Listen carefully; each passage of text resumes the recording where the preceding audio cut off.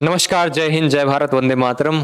मैं सौरव सिंह डीजीजी के प्लेटफॉर्म पे आपका स्वागत करता हूं। आज मैं फिजिक्स के कुछ बेसिक लॉज आपको बताने वाला हूं जो आपको फिजिक्स में काम आने वाले हैं। हमें पता है पूरी फिजिक्स लॉ पे चलती है, ठीक है। स्टार्ट करते हैं हम फिजिक्स को, फिजिकल लॉ स्टार्ट हो जाता है, तो कुछ बेसिक लॉ जिसपे हम क्या करते हैं, फिजिक्स को समझ सकते हैं। कुछ बेसिक्स लॉ 9th में आते हैं, 10th में आते हैं, 11th में आते हैं, 12th में आते हैं, कुछ बेसिक्स लॉ। आइए थोड़ा हम पढ़ते हैं और जानकारी प्राप्त करते हैं फिजिक्स के बारे में। चलिए स्टार्ट करते हैं। आइए चलिए, पहला लो आपके सामने रखा है, वो क्या है? Archimedes principal. आर्किमिडीज प्रिंसिपल क्या है? आर्किमिडीज एक ऐसा व्यक्ति था, उसने कुछ एक्सपेरिमेंट करके देखे जीवन में। क्या एक्सपेरिमेंट किया बच्चों? देखो, पहले प्रिंसिपल पढ़ लेते हैं, उसके बारे में देखते हैं। It state that when a body is partially और टोटली इमर्स्ड इन फ्लूइड। उसने कहा कि कोई बॉडी है, अगर पार्शियली या आधा या पूरा पानी में डाल दिया जाए, फ्लूइड में, पानी मतलब फ्लूइड में डाल दिया जाए, it experience an upward thrust. वो एक फोर्स फील करता है ऊपर की ओर, जिसको हम बोलते हैं बायंसी फोर्स। क्या बोलते हैं? बायंसी फोर्स, जो ऊपर की ओर फोर्स फील करता है।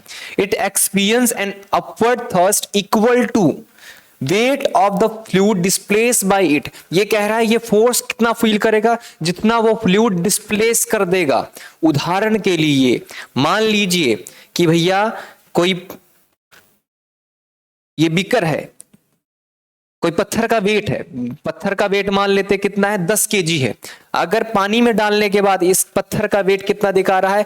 8 केजी। तो ये क्या करेगा? 2 केजी पानी डिस्प्लेस कर देगा, मतलब 2 किलो पानी डिस्प्लेस कर देगा। अगर अब इसका कितना हो जाएगा? 8 केजी। पहले कितना था? 10 केजी।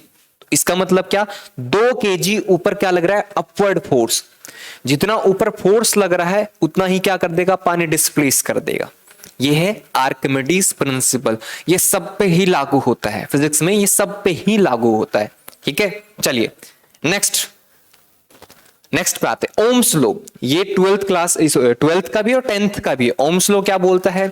ये कहता है भैया कि करंट किसी कंडक्टर के अक्रॉस अगर कोई करंट चल रहा है, इसके करंट चल रहा है, ये किसके डायरेक्टली प्रोपोर्शनल होगा? Potential at the end of the conductor, इसके एंड के। तो इसका क्या बन जाएगा? V directly proportional to I। V I किस पे डिपेंड करेगा? V पे। किस पे डिपेंड करेगा? V पे। जितना ज्यादा पोटेंशियल डिफरेंस उतना ही ज्यादा करंट दौड़ेगा, ये ओम्स लॉ बोलता है, ठीक है। जितना ज्यादा पोटेंशियल डिफरेंस उतना ही ज्यादा करंट दौड़ेगा। इसको हटाने पर क्या आता है बच्चों? आर नाम का एक कांस्टेंट आता है, इसको हम क्या बोलते हैं? रेजिस्टेंस। क्या बोलते हैं? रेजिस्टेंस। आर की वैल्यू यहां से क्या आती है? आर की वैल्यू आती है V अपॉन में I। और इसकी यूनिट क्या होती है? जो हम इन दोनों की यूनिट निकलती उसको बोलते हैं ओम्स। क्या बोलते हैं? ओम, ठीक है। रेजिस्टेंस की यूनिट क्या बोलते हैं? ओम, ठीक है। समझ में आ गया? करंट किस पर डिपेंड करता है? वोल्टेज पे डिपेंड करता है, ठीक है। चलिए नेक्स्ट, न्यूटन्स लॉ। न्यूटन्स ने काफी मतलब लॉज दिए हैं, ठीक है। बेसिक चार लॉज बेसिक बता रहा हूं बच्चों। पहला क्या है? Laws of gravitation. इसने पहला लॉ क्या बोला? लॉज ऑफ ग्रेविटेशन, जिसको गैलीलियो ने भी दिया था।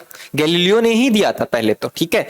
गैलीलियो ने दिया था, उसके बाद इसने फॉर्मूला ड्राइव किया। क्या बोला ये लॉज ऑफ ग्रेविटेशन? ये कहता है कि कोई बॉडी अगर मान लो m1 मास का है और दूसरी बॉडी क्या है? m2 मास का है, तो इनके बीच में एक अट्रैक्शन फोर्स लगेगा, एक अट्रैक्टिव फोर्स लगेगा।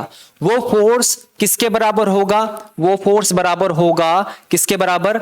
m1 और m2 के प्रोडक्ट के।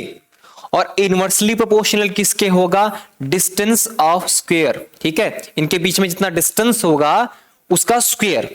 और जी क्या आ जाएगा हमारे पास? कांस्टेंट। ये क्या है अपना? ग्रेविटेशनल। क्या है? लॉ ऑफ ग्रेविटेशनल फोर्स, ठीक है। ये पहला लॉ दिया था। दूसरी बात, फर्स्ट लॉ ऑफ मोशन, पहला नियम, गति का पहला नियम। न्यूटन ने क्या कहा? सामान्य बोला कि कोई चीज अगर गति में है तो गति में रहेगी, अगर वो आराम में है तो आराम में, यानी कि कोई मोशन में है तो मोशन में, रेस्ट में है तो रेस्ट में रहेगी।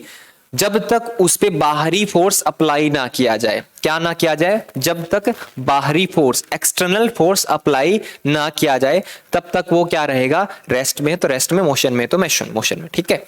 Second law of motion, second law of motion कहें तो डेफिनेशन ऑफ क्या बनती है हमारे पास? फोर्स की डेफिनेशन, डेफिनेशन ऑफ फोर्स। इसकी डेफिनेशन बनती है बच्चों second law motion. Second law of motion क्या बोलता है?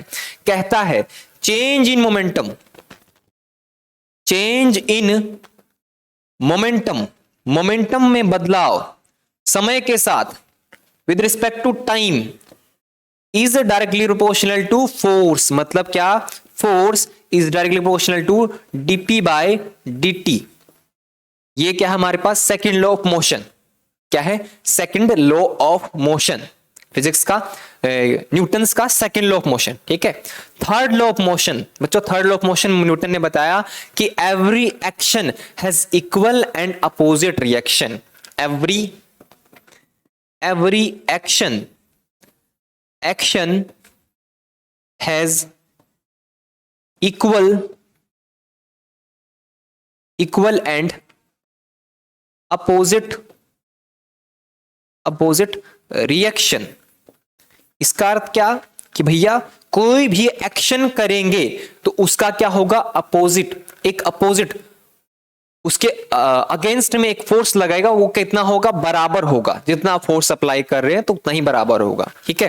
तो मान लीजिए कोई फोर्स लग रहा है, तो मान लो 1 to फोर्स लग रहा है, तो इसके इक्वल में क्या हो जाएगा? 2 1 फोर्स, लेकिन अपोजिट होगा, लेकिन बराबर होगा। ठीक है। चलिए फिर कुलम्ब्स लॉ। कुलम्ब्स लॉ ने, जैसे ही ग्रेविटेशन लॉ हमने पढ़ा है वैसा ही कुलम्ब्स लॉ। कुलम्ब्स लॉ ने क्या दिया? चार्ज के बीच में। न्यूटन्स ने किसके बीच में दिया था? मास के बीच में। कुलम्ब्स लॉ ने क्या बोला कि मान लीजिए एक चार्ज है Q1, दूसरा चार्ज Q2 है। ठीक है। इनके बीच में डिस्टेंस r है, तो ये फोर्स कितना होगा? ये फोर्स होगा हमारे पास क्या? Q1 Q2, इनका multiplication, directly proportional to Q1 Q2 का मल्टीप्लीकेशन, चार्ज का मल्टीप्लीकेशन, और इसका डिस्टेंस का स्क्वायर। k कोई कांस्टेंट आता है, इस k की कांस्टेंट की वैल्यू क्या होती है? 1/4 पाई एप्सिलॉन नॉट, जिसकी हम वैल्यू क्या लिखते हैं? 9 into 10⁻⁹। ठीक है। न्यूटन मीटर स्क्वायर पर किलोग्राम स्क्वायर। ठीक है। ये और एप्सिलॉन नॉट क्या होता है? ये परमिटिविटी होता है स्पेस में। ठीक है। इसका मतलब क्या? हम स्पेस की बात कर रहे हैं, स्पेस में ये फोर्स अधिकतम होता है बच्चों। क्या होता है? अधिकतम। इसकी भी वैल्यू होती है, एप्सिलॉन नॉट की वैल्यू जो दी है वो कितनी दी है? 8.85 into 10⁻⁻12 newton inverse metre inverse square kilogram. इसका सीधा सीधा आ जाता किलोग्राम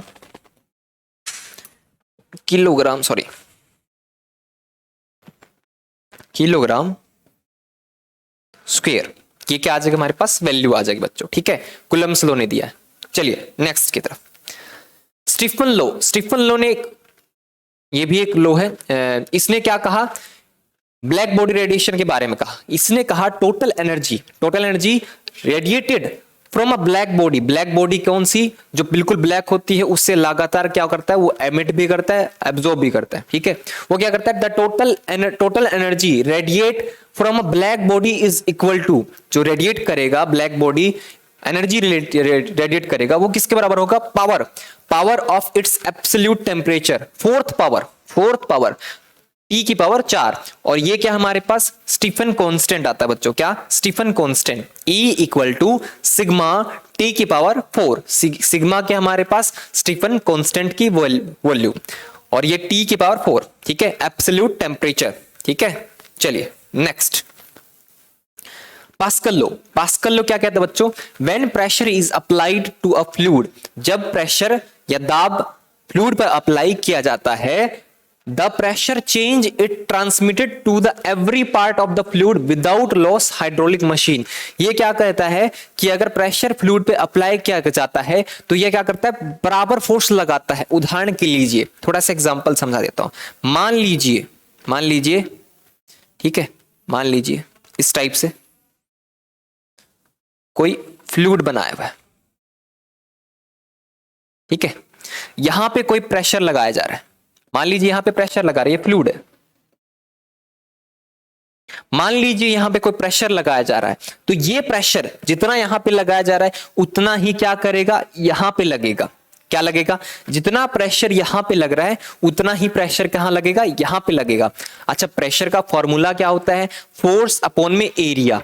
फोर्स डिफरेंट डिफरेंट हो सकता है फोर्स यहां पे ज्यादा लगे, हो सकता है फोर्स यहां पे कम लगे, इसीलिए, लेकिन प्रेशर बराबर होगा। प्रेशर जो लग रहा है दोनों पे बराबर लगेगा। इस चीज का प्रयोग कहां करते हैं, हाइड्रोलिक ब्रेक में, मशीन्स में ज्यादातर यूज किया जाता है पास्कल लॉ का।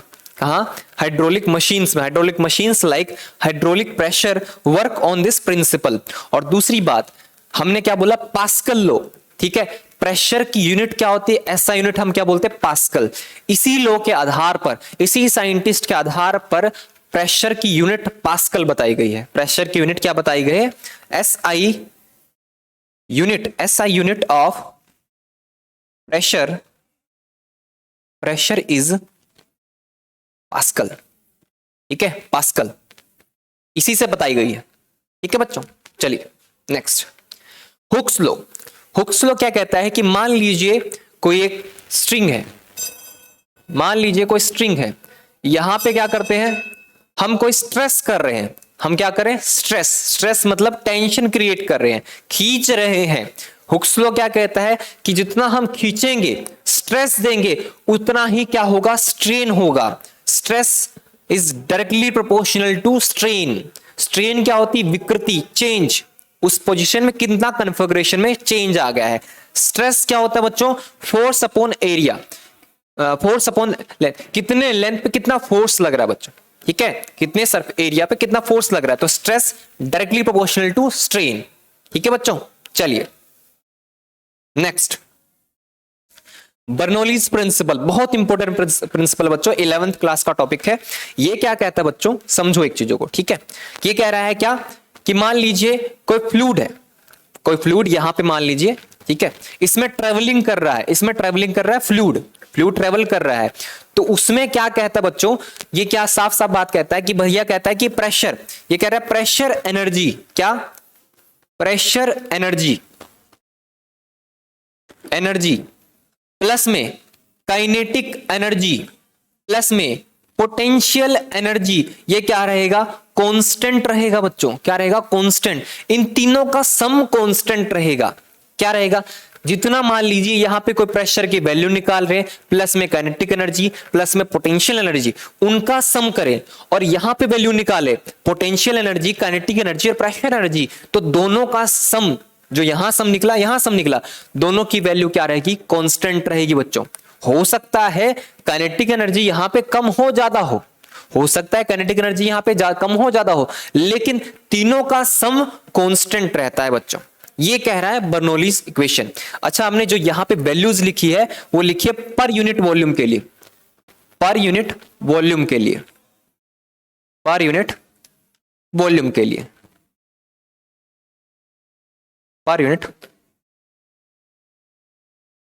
ठीक है। जो मैंने फॉर्मूला लिखा है, ये लिखा है प्रेशर एनर्जी, ये हमारे पास क्या, kinetic energy per unit volume. मतलब क्या, काइनेटिक एनर्जी का फॉर्मूला क्या होता है, 1/2 mv² होता है। हमने क्या किया, सिर्फ वॉल्यूम से डिवाइड कर दिया, मास अपॉन में वॉल्यूम क्या हो जाएगा, डेंसिटी, रो, इसीलिए यहां पे रो यूज हुआ है, यहां पे सेम वही चीज है, ठीक है बच्चों, ठीक है। तो बस आज के लिए इतना ही। धीरे धीरे करके सारे फिजिक्स के लॉ मैं आपको क्लियर करा दूंगा, बेसिक और बड़े आसान तरीके से समझा दूंगा, ठीक है। तो चलिए आज के लिए इतना ही बहुत। जय हिंद, जय भारत, मिलते हैं अगले वीडियो में। नमस्कार।